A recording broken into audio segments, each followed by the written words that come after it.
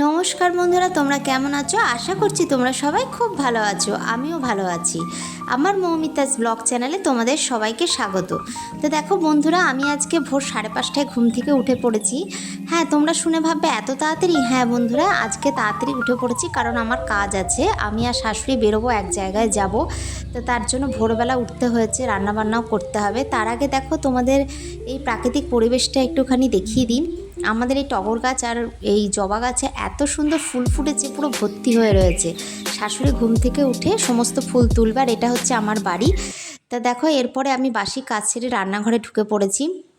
তা এখানে আমি মোচাটা সেদ্ধ করে নিয়েছি আর আলুটা ভাজছি, কারণ মোচা রান্না করব, মাছের ঝোল করব আর ভাত করব। এই করে আপাতত রেখে দিয়ে যাব, কারণ আমার মেয়ে আর বর বাড়ি থাকবে, আমি আর শাশুড়ি যাব, গাড়ি করেই যাব। তার জন্য ওদের জন্য তো খাবারটা গুছিয়ে দিয়ে যেতে হবে। আর কোথায় যাচ্ছি ভিডিওটা স্কিপ না করে দেখতে থাকো, তাহলেই বুঝতে পারবে কোথায় যাচ্ছি। তা আর এটা কিন্তু কোনো বেড়াতে যাচ্ছি না, যাচ্ছি একজনের বাড়ি, কারণ একটা দুঃসংবাদ পেলাম, সেটা হচ্ছে আমার ননদের শাশুড়ি মারা গেছে। তা সেখানেই যাচ্ছি। তার জন্য দেখো বেরিয়েও পড়েছি সবাই মিলে। সবাই বলতে আমি আর আমার শাশুড়ি আর আমার এক দাদা যাচ্ছে, উনি গাড়ি নিয়ে যাচ্ছে, গাড়ি চালিয়ে। তা তিনজনা মিলে বেরিয়ে পড়েছি। তা যাব হচ্ছে রানাঘাট। খবরটা পেয়ে খুবই মনটা খারাপ লাগছে। উনি বেশি দিন হয়নি, অসুস্থ হয়েছে, বিছানায় পড়েছিল, তারপরে হসপিটালে নিয়ে যাওয়া হয়েছে, সেখানেই উনি মারা গেছেন। তা খবরটা পেয়ে মনটা খারাপ হয়ে গেছে, এই জন্য যাচ্ছি। কারণ আমাদের তো 13 দিনে শ্রাদ্ধ হবে, তাই তার আগে একটু হবিষ্যি দিতে যেতে হয়, সেহেতু আমরা ফল টল মিষ্টি এই সমস্ত নিয়ে হবিষ্যিটা দিতে যাচ্ছি।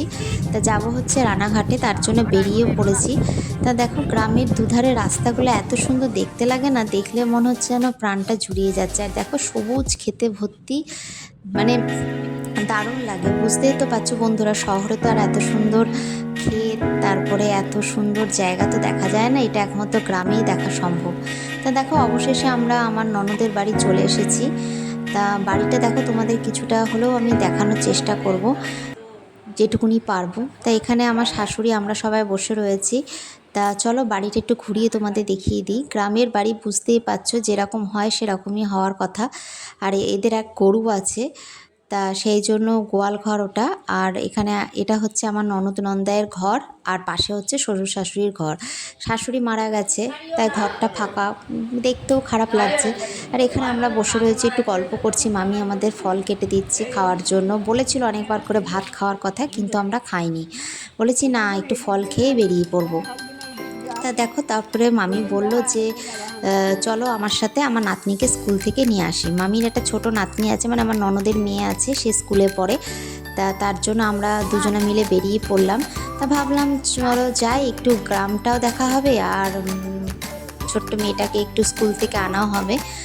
তা এই জন্য দেখো বেরিয়ে পড়লাম। আর গ্রামটা দেখো, আর গ্রামের মেঠো রাস্তা কি সুন্দর দেখতে লাগছে, আর এত সুন্দর পরিবেশ, শান্ত পরিবেশ। শহরের মতো অত চেঁচামেচি হুটোপাটা নেই, আর দুধারে ক্ষেত, গাছ, ছায়া, আবার পুকুর রয়েছে, মানে দারুণ লাগছে দেখতে। এখানে দাঁড়িয়ে তোমার যদি মানে মনে হয় যেন প্রাণ খুলে তুমি নিঃশ্বাস নিতে পারছো, যেটা শহরে কোনো মতে সম্ভব না। আর এই রাস্তাঘাট দেখো কি সুন্দর, এখান দিয়ে হেঁটে যাচ্ছি। অবশেষে হেঁটে এসে স্কুলে পৌঁছে গেলাম। তো এটা হচ্ছে স্কুল, বাচ্চাটা মানে যেই স্কুলে পড়ে, মানে ননদের মেয়ে, ও এখন স্কুল থেকে দেখো বেরিয়েছে। খুব কটকটি, ওর কথা শোনো তোমরা, তাহলেই বুঝতে পারবে।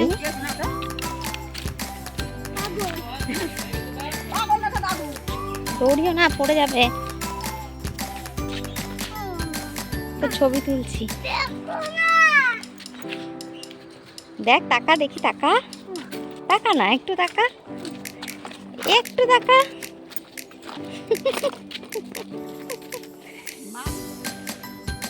তারপরে দেখো ওখানে গিয়ে একটু খাওয়া দাওয়া সেরে আমরা বেরিয়ে পড়লাম বাড়ির উদ্দেশ্যে, কারণ কৃষ্ণগড়ে আসতে হবে। আমার মেয়েও একা রয়েছে, তা ওকে রেখে দিয়ে গেছি, তার জন্য বেরিয়ে পড়েছি। আজকের মতো ভিডিওটা এইটুকুনি। তা কেমন লাগলো তোমরা অবশ্যই কমেন্ট করে জানিও। আজকের মতো টাটা, বাই বাই, ভালো থেকো বন্ধুরা।